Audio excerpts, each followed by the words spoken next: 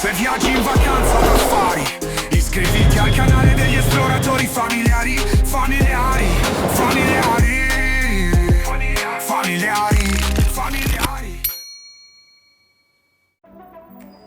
La chiesa di Sant'Ignazio di Loyola in Campo Marzio è un luogo di culto cattolico di Roma in stile barocco e adiacente al collegio romano di cui era cappella universitaria e affaccia sulla caratteristica piazza Sant'Ignazio.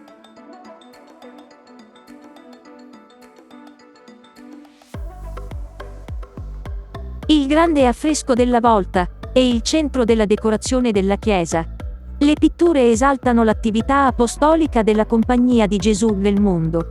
Pozzo realizza un gioco di prospettiva che dà la sensazione di uno spazio infinito.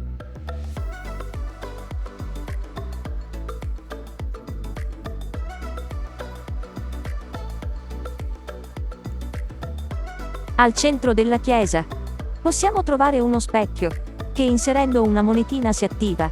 Con questo possiamo scattare un selfie per avere una nostra foto immersi nel soffitto prospettico.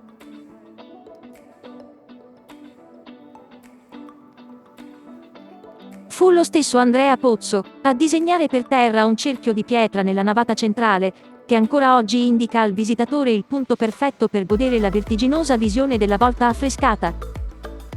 La finta cupola è tra le opere più famose di Andrea Pozzo, conosciuta soprattutto per il suo effetto di stupore e meraviglia.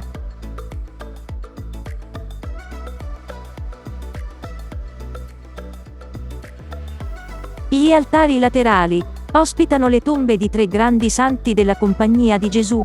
Le sepolture sono visitate ogni giorno dai pellegrini.